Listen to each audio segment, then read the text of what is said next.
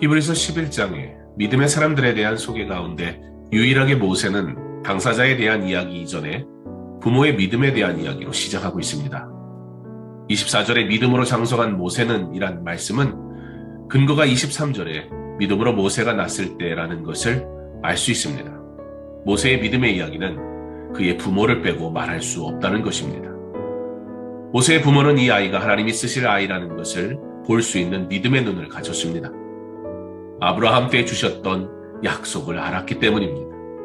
자신들이 사는 시대에 일어날 약속의 계시를 믿었기 때문입니다. 놀랍지 않습니까? 350년도 넘는 종살이를 하면서 그 오래전에 주셨던 약속의 말씀이 다음 세대에게 계승되어지고 마음에 새겨지고 아직 일어나지 않았지만 반드시 일어날 것을 믿는 믿음으로 살았다는 것입니다. 어떤 상황 속에서도 말과 삶의 모든 영역에서 하나님의 약속을 신뢰하며 신앙을 지키는 부모인 것이 중요합니다. 그런 부모가 될 때 그 가정이 좋은 신앙의 가문을 이루어가게 되는 것입니다. 당시 이스라엘이 당한 고통은 사내 아이라면 내어줘야 하는 큰 아픔의 시간을 사는 것이었습니다. 그런데 모세의 부모가 그렇게 하지 않습니다. 하나님의 약속을 알았고 하나님의 약속을 신뢰했기 때문입니다. 그렇게 석 달 동안 그들이 키울 수 있는 순간까지 최선을 다해 숨겼습니다. 이제 더 이상은 아이를 집에 데리고 있을 수 없는 상황이 되었습니다.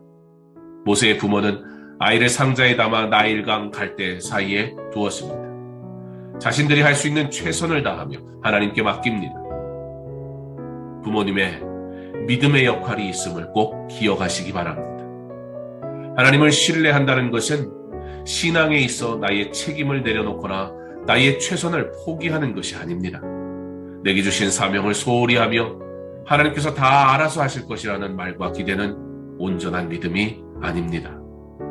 자녀를 내 품에 안고 부모가 자녀와 함께 하나님께 안기는 것이 중요합니다.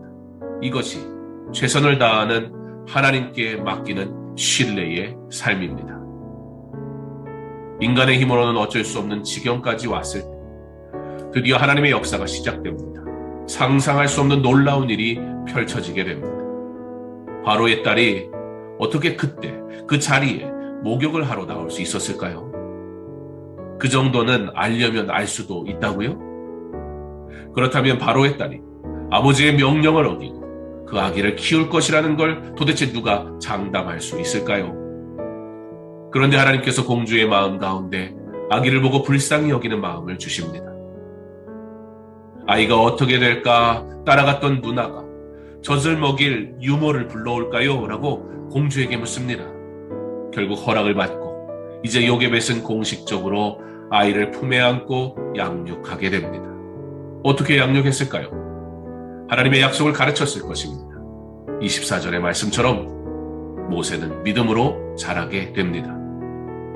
자녀의 믿음의 시간은 부모의 믿음의 역할이 중요합니다.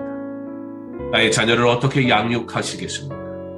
그 어떤 것과도 믿음을 타협하지 말도록 그 어떤 것보다 하나님의 약속을 가장 신뢰할 수 있도록 그 어떤 꿈보다 하나님의 꿈을 꾸는 자 되도록 기도하고 가르치고 무엇보다 부모가 삶으로 보여주는 모든 믿음의 가정 되시기를 주님의 이름으로 축원합니다.